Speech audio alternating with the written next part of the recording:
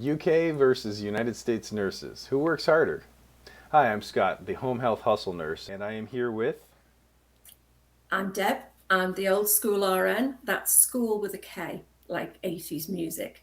So I've been a nurse a lot longer than poor Scott. So I too have had my career going through the acute sector. You name it, I've done it.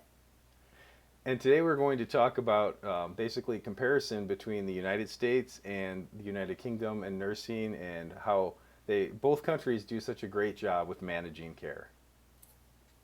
Well, we try. The National Health Service, which is this here, is known to everybody. Free at the point of delivery, paid for by our taxes, and it doesn't matter what happens to you, whether it's going to cost, on paper £2 million or £20. The care is there, the treatment is there, and the NHS is there for you. And in the United States, everything is a giant dumpster fire. So don't come here. Just kidding. Um, So it's interesting because we don't have would you call that socialized medicine what you have in the United Kingdom because Um, Yeah, I mean, the NHS started a long, long time ago, like 1948, and it was a concept after the World War because people were in such poor health. So the government of the day literally said, let's have this thing called national insurance, let's have taxation, and we'll create a healthcare system that's free.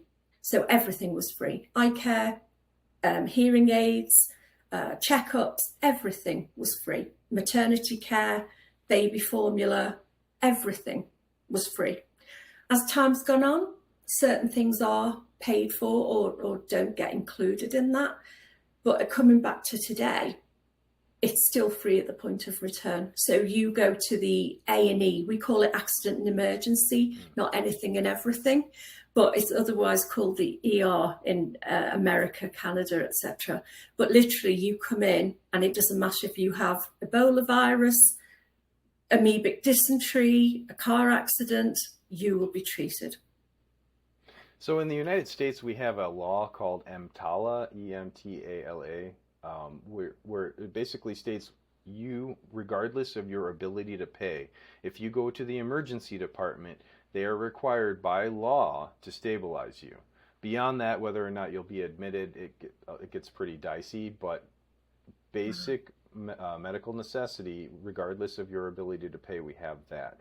Now, you get into things over in the United States, we have for profit hospitals, which I think are a terrible idea, and non for profit, which we would like to think would be the better of the two. I've worked at a for profit hospital, and it's not for profit for the nurses, it's stockholders, which is so hard to wrap your head around as a nurse how someone could profit off of the sick, the poor, the dying. Well, obviously not the poor because they don't have any money, right? But like your average Joe, um, Yes. and the shortcuts that they take, the understaffing, which is another issue, we'll go there. It's just at the point to the point where it's not safe. Like you don't feel safe for your license. Um, so I do not. Well, I'll table that for the time being. So we have for profit, and then we have non for profit hospitals. You get stabilized, but the last time I checked, the number one cause of bankruptcy for individuals in the United States was healthcare related costs. Wow. Yeah. And that's what I think is coming to Britain.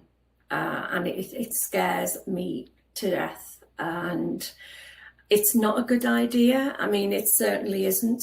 We're very fortunate that nobody is bankrupted by medical bills here. There is the choice to go to a private hospital and have cardiology or I don't know, skin disorders, whatever you want to pay for, or you have insurance via your company or self-pay. That's fine. However, in our private sector, we don't have a private A&E. We don't have a private ER. And when I've been abroad with patients with our company, they do have a private A&E.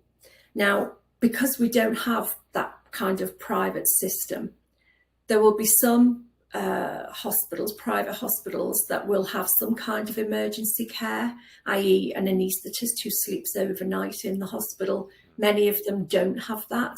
So if you have an MI or a heart attack, you're literally put in an ambulance, and 999 is our number, not 911, 999, over to an NHS hospital and dealt with there. So that sounds similar to the different trauma levels of the hospitals we have here in the United States. Trauma level one being the best, and there are certain requirements that you have to have all of those staffed. So if any kind of emergency comes in, whether you're a stroke center, a heart center, so forth, that can be dealt with. And I guess that would be a difference that we have between the two, is that on the state side of things, it sounds like that's the equivalent to the level of trauma. Um, Sort of. Actually, it's similar, but not quite the same. So in Britain, we have private hospitals that are literally cherry pick the patients they have.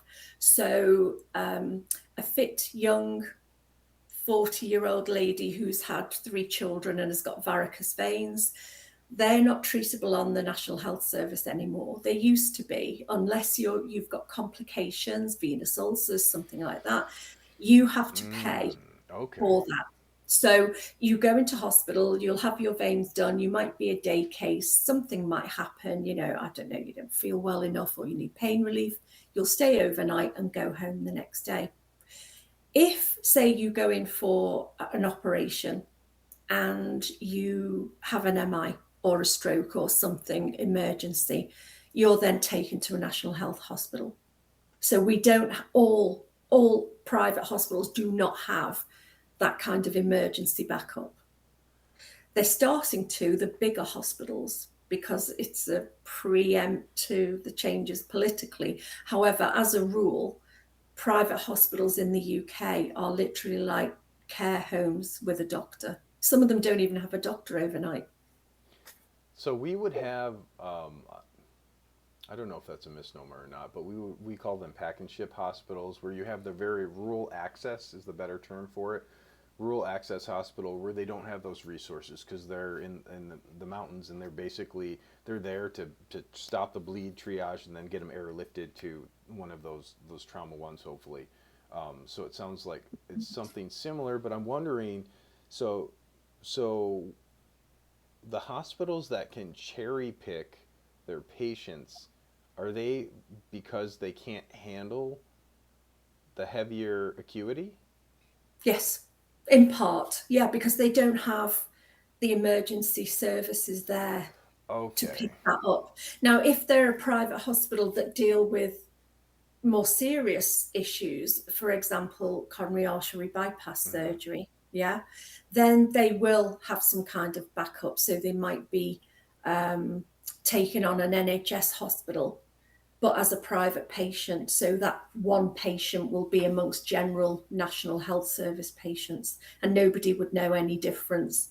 No fancy rooms and own Sure. bathrooms. Some do, or they might have to share with other people when they're up and about and, extubated, obviously. Yeah. But up at the procedure itself, yeah, it's just about money.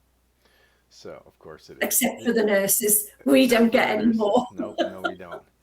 Well, outside of money, let's talk a little bit about staffing ratios, because I know that's pretty much a hot button topic for nurses globally. Globally. So, do you want to tell me a little bit about in the United Kingdom what that's like as far as the average nurse? Well, everybody's an average nurse when it comes to pay. Business principles apply to hospitals, but not about nurses' pay. Isn't that funny? Yeah. Yes, I wonder why. So yeah, if you apply for an NHS role, it's based, even if you've got experience and a master's degree and etc., you will enter the NHS as a band 5. So these things are called bandings. Let me go back a little bit. When I started quite a while ago in the 80s, We didn't have banding. It was called Whitley scale. It was a scale of pay, and regardless of your qualifications, your knowledge, your background, you could go from gynecology to operating theatres to A&E. Everyone was paid the same. Then in 1988, grading came in, A, B, Mm-hmm. C, D, E, etc. And you were given a grade according to, it was so random, it was a mess when it started, um, a flat rate. So as an RN, you came in at an E grade, it was called. So you started on a set salary. Today, it's called banding, and it has been banding for about 15, 20 years maybe. And you will come in at a band 5. And the salary for that at the moment is about £28,000 to about £37,000. I can't work that out in dollars. That's okay. Can't remember how many dollars, but we can look at that another time.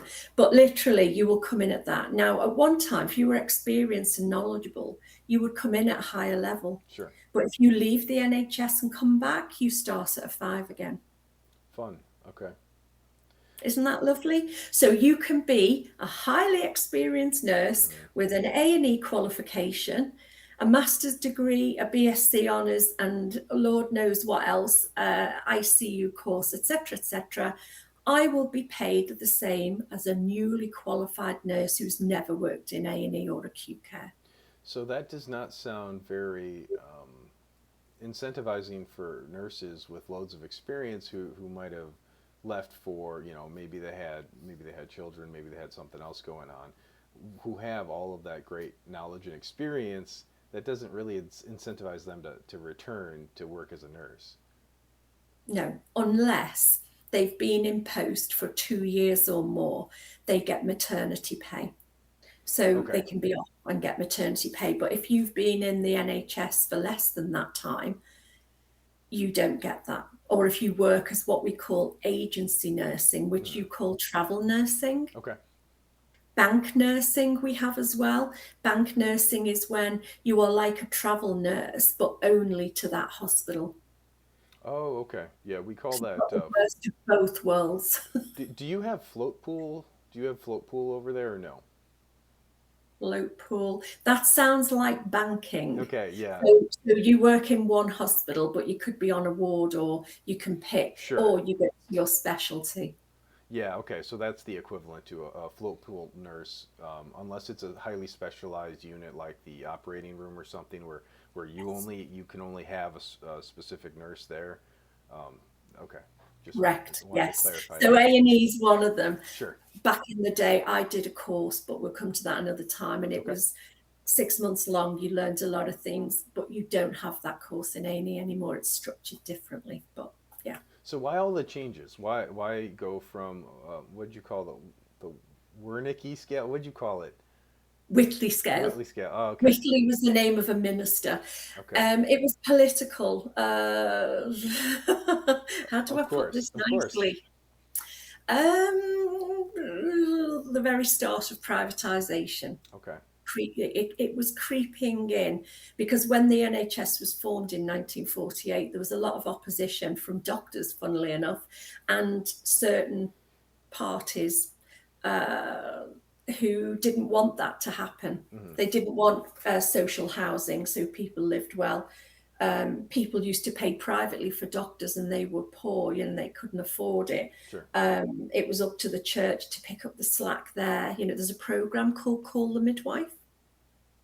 You have it in America. We don't have midwives in America, really. We don't Oh, use them. right. Okay. Well, if you There's ever a whole see, documentary about how we have like a terrible infant mortality rate, and we're allegedly so great with healthcare. But the business of being born, if you've never heard of it, but well, even though we have midwives, we still have issues. mm, And that's a political football too. But yeah, this Whitley scale changed because the status of hospitals was changing. So to me, looking at it now, at the time, I thought, oh, great, they're going to, it was sold to us. They will reward experience, they will reward mhm, qualifications. No, that was just the front. It was a way of dividing and ruling. And because the government didn't know exactly what we did, we had to write our own job descriptions. You mean politicians lie over there too? Oh, okay. Yeah. Yeah, it's actually a prerequisite for being one. Ah, It's gotcha. actually on the CV. It's a lifelong learning process. Yeah, it Roger just that. Okay. happens. Yeah. So one of the concerns, though, to I guess the other side of the coin is like you have people at the school of thought where um, they are all for privatization because the of what they've seen or what they've heard or sometimes experienced with socialized medicine where you might need emergency treatment or a surgery or something and you get waitlisted for a year and a half because everything's backed up. How would you address that, or have you experienced that? Is that kind of why there's a big push for privatization over in the UK right now?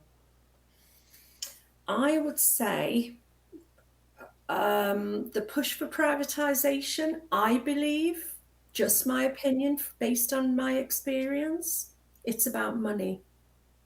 Because there are reports. I've looked at healthcare politics now since the day I started my training, so 4 decades. And the political landscape is such that in the UK, all our wonderful systems that were put in place to give people a good quality of life so they had money to spend to go on holidays, to purchase things for their home, and to have a good family life have gone. yep. So social housing has been sold off and bought by people who've then sold it in their council house in London. They've bought the house, sold it in London, gone up north, and had enough money to live very well because they've made £2 million, say, just from selling their house, okay, or whatever money they've made. In some managerial journals and political journals, the phrase gold rush is coming. You can almost see these greedy entrepreneurs and technocrat types who see homes not as a house, a home for families, but as a property to make Mm-hmm. money from. Well, they're doing the same with the NHS. It's called the NHS Gold Rush, and lots of companies from various countries are behind this takeover. Over in Britain, the National Health Service, which I mentioned earlier, was Mm. free at the point of delivery. Um, there's a concept called the gold rush, and it means that companies abroad, Rishi Sunak, for example, the ex-unelected MP, spent time during COVID in America talking to healthcare and insurance people about the NHS. Okay, we were all locked down, but private jets were okay. So that was part of it. There are other countries who also have an interest in our NHS because our prime ministers love to sell off assets of the UK. So housing was one. So council housing or social housing was something that gave people a roof over their heads. That was then offered for sale to the person living in it. They bought it cheaply and then after a couple of years sold it for a lot of money and went to live elsewhere. Same concept with the NHS. We've got an issue at the moment with our data because of all this digital ID control kind of thing. A company called Palantir have the contract for all our NHS data, and there are a lot of concerns around this. It also ties in with the digital ID because the National Health Service will have all that information and it will be tied and linked to your passport and everything Ah, else. okay. Okay, so it's all being seen as a tad intrusive, if I can Sure. put it that way. Privacy concerns and valid. Big time, Yeah. big time. But not just that. It's the control. I mean, who's seeing your health record? Sure. If you've got private things on there, things that have happened, we know what we see in patients' health records.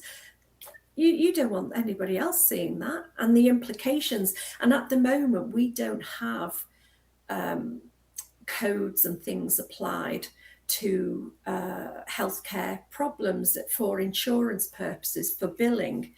Now, we started getting what were called clinical coders into the National Health Service probably 20, maybe more years ago.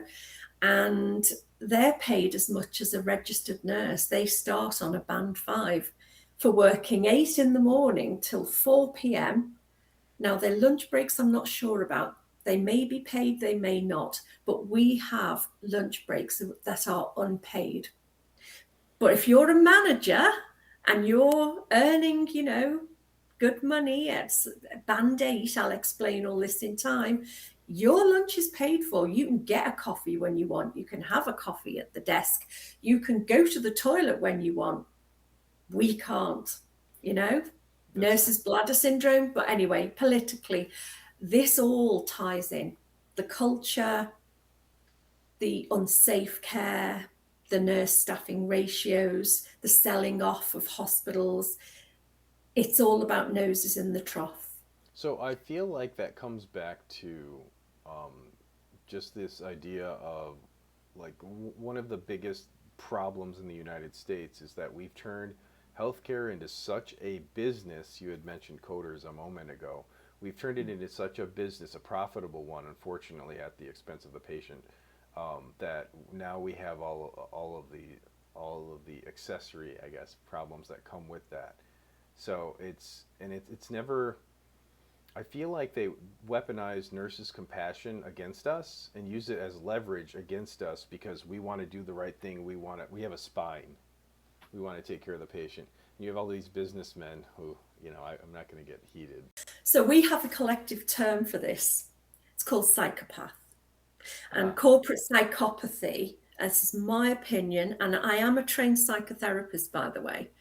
My take is that corporacy, especially when it's been applied to schools and to people, is a form of psychopathy. And that is why there is no empathy, no sympathy, no care about what is going on with nurses. I could write reams, I could talk for hours about this horrible corporate psychopathy where nurses and doctors working on the front line are being treated like filth. Filth. And they are working under the most difficult circumstances with high patient ratios, with high acuity patients. Oh, let's give this RN 6 patients on her own in an A&E cubicle of 12. So there'll be 2 RNs, 6 apiece, sometimes 8 if they're waiting to go to the ward and they're stuck in the corridor. so How does that work? And the acuity will be high. How do you deliver that care? And someone's dying of cancer in the corridor because you're attending to the sepsis patient who's on the clock because you've got to get those IV antibiotics done. Whereas the old dementia pal in cubicle 7 is climbing over the cot sides and is about to fall on the floor. I and mean, of this course that is will the be your fault too reality. when that happens. Yeah. But this is the reality. And there's been many a shift. I've stopped doing this now, but many a shift where I've not had a break, not been to the toilet, not had a drink. Oh, keep your patients hydrated. What about the nurses? They don't Plenty of matter. posters No, about they don't that. matter. If they could get us to work with a Foley catheter in and a bag and an IV drip strapped to our backs, they would. Oh yes. That's my take on it. But I think this is ignored by these people at the top.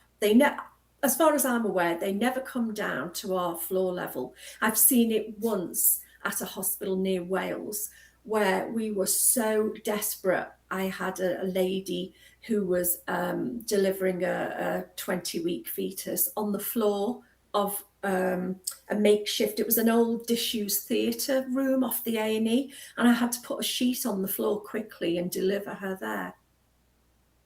Yeah, That's that was how bad it was, and we had 25 ambulances full of patients outside waiting to come in.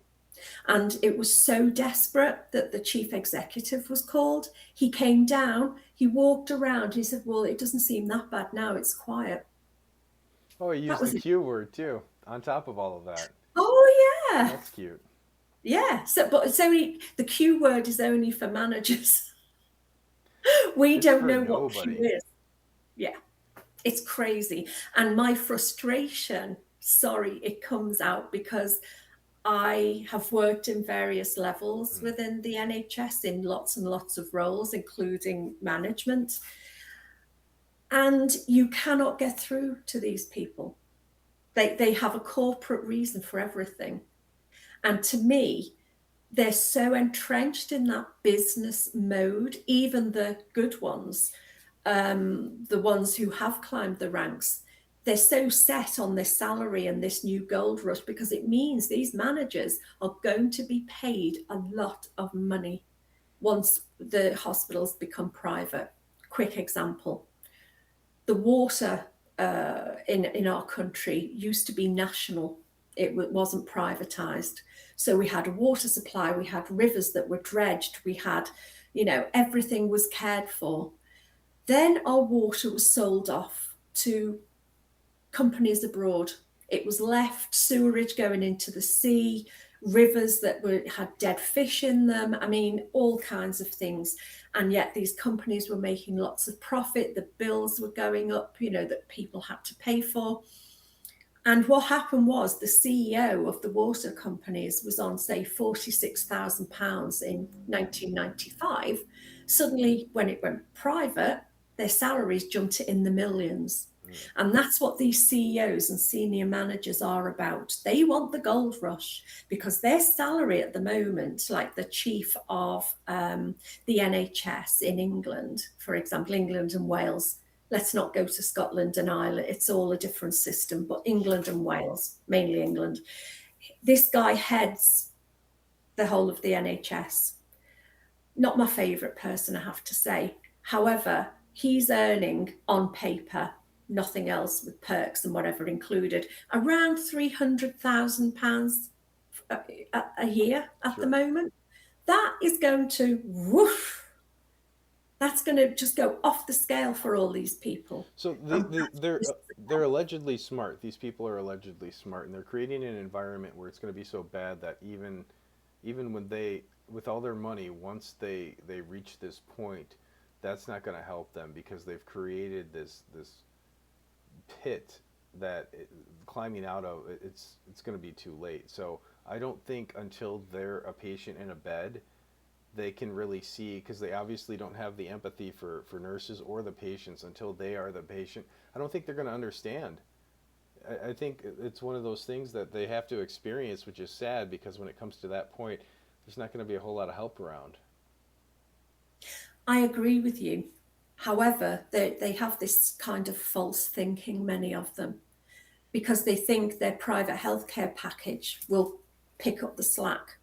So I've had it said to me from a female senior manager, well, if I want a scan, I can organise one in 3 days with my private healthcare. I said, oh, so what if it's an emergency and your appendix is about to rupture? Are you going to then ask if you can have your scan in 3 days? What then? What was the answer? This? Yep. They don't know what to say because they think life is just smooth. We just do this and we just do that. Everybody's like, oh, I'll plan this, I'll plan that. And we know how you can't plan anything. We know that we as nurses see a wife kissing her husband goodbye, taking the children to school, and then that knock on the door from the police saying, your husband's in hospital, ma'am, can you come and with us and we'll take you down to A&E. And then you get there and it's like, how do I tell this woman a 43-year-old husband has just had a cardiac arrest and died? Yeah. Yeah, that's the concept these managers don't get. Are they medical? Are the managers medical over there? No, They're all corporate clones. Some maybe, or some have got a background. Sure, Most of them have come from, say, football clubs or car manufacturing. sure. Can't write this, can you? Or some other corporate entity, biscuit factories or something. Biscuit, meaning biscuit with tea. It's an English You, thing. you mean cookies, right? You're talking about cookies? Cookies, that's Yeah. it. Yes. So they will not have the empathy. Well, let's You go will back get, to the important part here. A okay. biscuit has it's like a buttery, doughy thing that you put jam on in the morning and eat. Whereas a cookie that has chocolate chips in it, or oatmeal and raisin, or ginger snaps are my favorite. One of my favorites. Ginger snaps are a biscuit. They're cookie. No, they're a biscuit. A Okay, cookie in England is chocolate chip, gooey, and bendy. a cookie.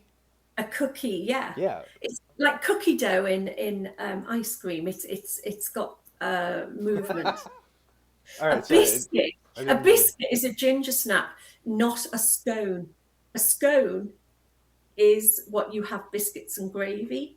It's a scone. That's not a scone. Biscuits and gravy is delicious. It is, but If it's any of you guys haven't had biscuits and gravy, look it up. It's fantastic. they need to put it in the comments. Who says biscuit and scone, or do they say cookie and biscuit? If I Which have is it? my coffee, I'm eating everything that's on the table though, so we're good. We're good there. Me too. I don't care what it's called. And at Um, Christmas time, which is coming up, just quickly, sorry, yeah, Scott, yeah, yeah. all the food, all the nice things that people can't eat or are on, I'm going to cut down from today. It's going to be New Year. Hmm. They bring their food in and it's gone like a plague of locusts have Sure. attacked. You Oh, have like that? in the break room? Yeah, Yeah. free food in the break room, and then night shift gets shafted all the time because when they bring in free food, or like they want to be nice, they bring in the food. When night shift gets there, they look, oh, okay. There's maybe a slice of pizza left that's been cold for like 7 hours. Yeah, it's It's curled at the poor edges. Yeah. night shift. We feel you. We were there.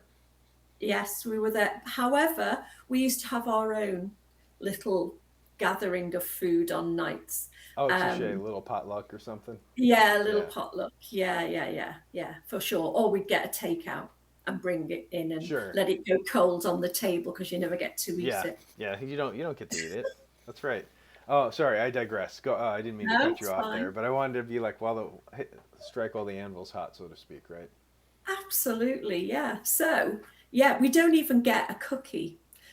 When we worked in COVID, we were given a cupcake. They were sent down from the managers in some hospitals. I don't know about all because I Oh, wasn't in them okay. all.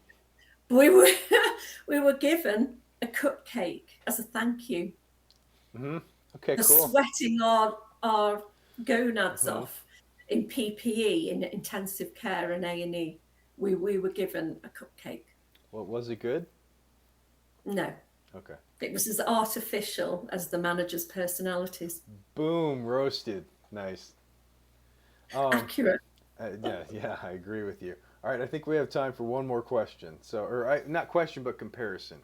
So, I think that you've kind of touched on it a little bit, the working conditions for the nurses, in Yes. how it's really bad. We say emergency department, you say A&E, but on the whole scale, um, because in the United States we try to break the acuity down by the type of unit that they're on. If they're on a med surge, I'm not sure what that is in the UK. That's kind of this. Say medical or surgical, Okay, yes. so that's kind of ideally, in a perfect world, it would be four patients, but it's not uncommon to have 7 or 8 med surge patients. And then going up, I've seen ICUs where it's supposed to be 1 to 2, and they're going up to 3 patients now. I don't know how you're managing 3 vents. I don't know how they're doing it, but again, that's kind of tying back into the for-profit hospitals and stuff. Are you seeing the same things over in the United Kingdom? Yes, yes. The only difference, and it wasn't really that much of a difference, was during COVID. I went back to intensive care. I'm qualified in intensive care as well as experienced. Hmm. So when it was discovered that I had an intensive care qualification, rather than being a registered nurse working to support an RN, I was given 3 intensive care patients, ventilated, and one was on dialysis, so I can do CVVHD or dialysis as well. Yeah. I had 2 helper nurses, so they did all the basic stuff and obs and whatever, but I did all the tech. A&E was 1 to 6 in hot red A&E, so that was all query COVID types, and then everybody else was green and went elsewhere. You would sometimes get another RN, but there would just be a healthcare assistant and yourself in that area. Resuscitation, resus, when I was in there, it was always 2 RNs with a very occasional healthcare assistant. And this was nights because I work predominantly nights. But yeah, the acuity ratio is appalling, because again, it's competing priorities. Who do you see first? You've got 2 patients with sepsis. One's 47, one's 93. These are the kind of things running through your mind. Some poor old gentleman who's got abdominal pain with constipation is screaming out in agony, and he's wet himself, and he's lying in wet sheets, wet bed. And then you've got a young person who's come in with acute appendicitis. Who do you go to first? And you've got to do bloods, venous gas, maybe an ABG if it's respiratory, cannulate, get the doc in, blah, blah, blah. It's too much. It's way too much. And checking your drugs. I mean, there's an RN to check your drugs. You've got to walk about, 2 miles before you'll find another RN. And that's not an exaggeration. That is daily fact for us. Now, on the wards at night, you will have 1 RGN, 1, and some healthcare associates. So they're called associate nurses, like an LPN in America, okay, similar to an LPN.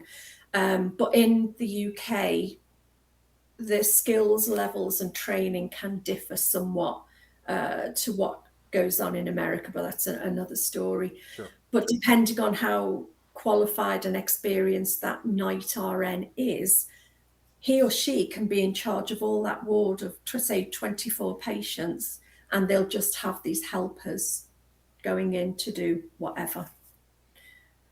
Yeah. So in the United States, we have an insurance. What you do as a person, you have healthcare insurance. You pay a premium every month, which is usually pretty expensive. My wife and I pay somewhere around just under $900 a month. So you'll have that, and then you go. Let's say I need to go. I'm having abdominal pain. I go to the hospital, and you go there. They do an abdominal CT on me and a couple other things, some tests. They're not really sure what it is. I get discharged home. Maybe they give me a GI cocktail or some pain meds or something. The cost of just going to the emergency room, you have a copay there. So then let's be nice and say it's like $250. So you'll pay that on top. And then the insurance company will come back, and this is like privatization here. The insurance companies will say, you know what? You didn't need that CT. I don't know why they did that, so we're not going to cover that. So now the hospital wants their money, and your insurance is denying the claim. We're not going to pay that. So now you're on the hook for the CT scan they did at the emergency room, and I don't know how much they charge. Well, I just said $10,000 but like if you looked at what is being charged, it's astronomical. And for some reason with the insurance companies, they write to charge these insurance companies these crazy high numbers. Or a simple surgery will be $26,000 for a procedure that might take less than an hour, and then it comes back on you as a patient. Hopefully you have good insurance, but even good insurance doesn't cover everything. So it's a whole thing, and I understand you don't have that over in the UK. Oh my God, Scott, let's back. First of all, I don't know what the GI cocktail is, so we'll have to come back to that. And let me just go back a little bit. I'm lost for words. How can an insurance company not pay out if you have been paying premiums like you would for your car Hmm. and it gets dented by some idiot in the supermarket or whatever, and you say, it needs a new door, or it's, I don't know, £500. The insurance company says, okay, it was an accident, you're covered fully comprehensive, so it means everything. Yeah, we'll pay that, but your premium does go up, but they'll pay. If a doctor or nurse considers you to need A, B, C, D, E, who the hell are these people to deny that and override your Hmm. clinical knowledge and decision? Who the hell are these people? Exactly. That's why it's so profitable to be in the healthcare insurance, because when you deny claims, you don't have to pay that, you pocket that money, right? And you will have doctors scratching their heads, physicians, surgeons, whoever, trying to figure out what the hell they're talking about, because this is ordered to rule something out, and they don't have qualifications for the people that come back and say, oh, because it's not in, they'll find some excuse. So not a medical necessity. A lot of the times they don't have the background or the credentials, and obviously they don't understand what's going on in the moment. Fraud is a whole other thing, and I'm not saying people should be fraudulent, but the system as it stands right now is broken, and there's so many bad. I'm at a loss for words, honestly, because there's so many things that are You are. wrong. There's so many things that are wrong with it, and it starts a lot with going back to the business that we've turned healthcare into, which is sad to say, kind of the shape we're in the United States. Wow. Wow. Wow. So let me get this straight. If an insurance company says you didn't need that MRI scan, You pay for it out of pocket. okay, but who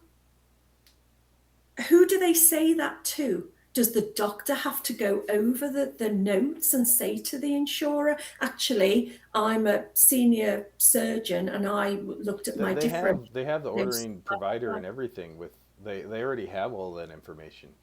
They basically come back and say, well, the doctor is not good at their job, so I don't know why they ordered that. We're not going to cover it. They say what? Seriously, Scott? It's not a joke. Oh no, I believe It's a bad joke, I guess, if you want to think about it that. it's a sick joke. It's sick. It's very sick. So hang on a minute. If the insurers are trying to justify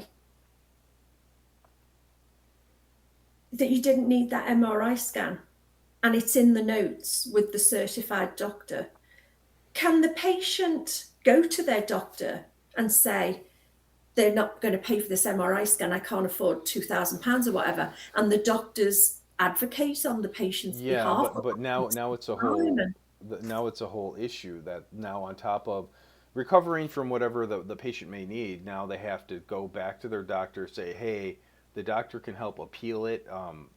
Depending on the paperwork, sometimes it goes directly to the doctor, but the patient will have to go through their insurance company and try to appeal these um, nonsense denials is what they are, and there's a reason that they make $65 million a year, or it's because of the business side of things. But it's sad. It's sad for the patients. It's sad. It's sad for the United States. and our country wants to bring this system in. Yeah, It it's. sounds mad. It sounds madness. And not only that, it's more bureaucracy. Mhm. Why should a doctor be spending time defending their clinical decision? Why train them? Why do we have people training when you can just get someone without the qualifications going, yeah, not needed, yeah, not needed? Yeah. So that's kind of where we are. But I did want to end the video on a good note. To end on a good note, what would you say your favorite part about nursing is? Leaving the end of the day, Yeah. the week off. My favourite part about nursing, Yeah. I love the patients, but the politics sucks. Yeah, I would say that could probably be both of our answers. Okay, if you enjoyed this video, like and subscribe. Share it. Feel free to get the word out. And you can follow Deb at the Old School RN Registered Nurse YouTube channel. And I am Home Health Hustle Nurse on both YouTube and Instagram. Do you have any other platforms, or is it mainly YouTube and Instagram? Mainly YouTube and then your usual social media, but I'm not old school RN on them, so it doesn't really matter. Okay, like I said, just YouTube. All Yeah. right, take care, guys.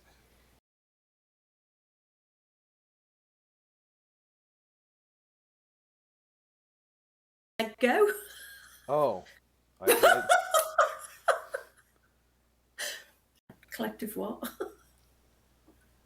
you're live. Collective.